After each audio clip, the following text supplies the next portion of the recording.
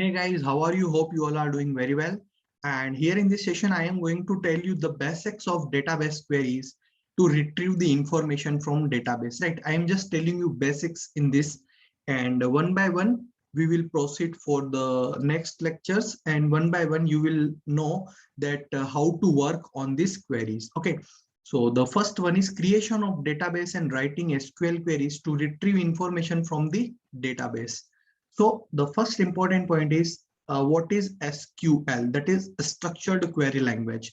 It is a highly specialized language for updating, deleting, and requesting information from database, right? So if you have a database, so let's say you have a database of banking industry, you are from banking industry have many types of data, right?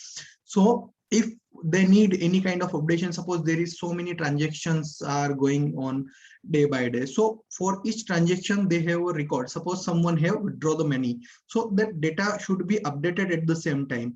As well as suppose some we need to delete anyone's account number, or anyone's account detail is need to be deleted, right? In that case we have to update, we have to modify that database. And we also need requesting information. Let's say suppose a customer is there, and we need to find the credit score on the basis of their previous transactions, or on the basis of their banking transaction. There is a need to find the information about their account number, or let's say nominee details, like that. That is why to do all these things, updating, deleting, modification, requesting information from the database, we need a backend language which would work in backend and will give us the result in the screen. That is nothing but the SQL is one of that highly specialized language that will obey all these rules and will give you the requesting information from the database. Okay. Now, if we talk about SQL, it is ANSI and ISO standard language, and is the de facto standard database query language. All I know that all of you are aware about SQL, and it is de facto database query language, which is highly standard. Now, if we talk about a variety of established database product support SQL, including product from Oracle and Microsoft SQL Server. So many varieties of established database product support SQL, including Oracle's and Microsoft SQL Server. So there is no need to have any kind of thing that you all know. You all aware that it is highly specialized language, and obviously many specialized product support is available for SQL, including from IBM, Oracle, Microsoft SQL Server as well. Okay. Now, if we see, it is widely used in both industry as well as in academia, often for enormous complex databases. We can use in industry, in real-time industry, let's say in railways, right? Let's say in income tax returns, let's say in IT industry, let's say in banking industry, as well as in academia for universities, right? So we have so many databases. So to work with a large amount, an enormous amount of databases, the SQL is used, right? In a distributed database system, what is distributed database system? Distributed database system is you have collectively softwares which are working togetherly for a common goal. Let's say at the different geographical location, at different physical locations, you may have a database. Let's say one at location A, another at location B. You may have system support software there, you may have hardware there, you may have database there. So togetherly, we are working for a common goal using all the data, right? So this is distributed database system. A program often referred to as a database backend runs constantly on a server. So this is a backend, right? You can't see it, but it would run in backend constantly on a server. Interpreting data files on the server is a standard relational database. Okay. Programs on client's computer allow users to manipulate the data using tables, columns, rows, and fields. So basically, data is generally stored in the forms of rows and columns and fields and tables. Generally, almost data is stored in that way. So client's computer will allow to manipulate. Client computer will allow to manipulate such kind of data using tables and columns and rows and files, right? Now, let's say the very simple statement is your select statements, right? So it is our lecture first for the DBMS SQL query, to write SQL query and how to retrieve information from database. So we are starting from very scratch. So the first statement is select statement. An SQL select statement retrieves record from a database table according to clauses. For example, from and where, that specify criteria. The syntax should be like select column 1, column 2. So that will select the particular column name. We will put the particular column name here. That would select that particular columns. From which table we are selecting that command, we have to put the name here. Where whatever value we are retrieving, we are requesting, we will put here. That column 2 should be like that value. Okay. So this is the basic syntax. You can say that this is the basic syntax for creating any SQL statement. Now, the select clause specify one or more columns to be retrieved. To specify multiple columns, use a comma and space between columns names. Likewise, that we can use single column, we can retrieve information from single column, as well as if we want to retrieve the data from various columns of tables, just give a comma, give space, after that mention the column name. Further, if we have one more column, just put comma, put space, put column name 3, like that. Okay. And in that way, we can retrieve all the columns, use wildcard, right? Whatever we want to use. The from clause, that is this clause, right? Here we have selected, here we have talked about select clause.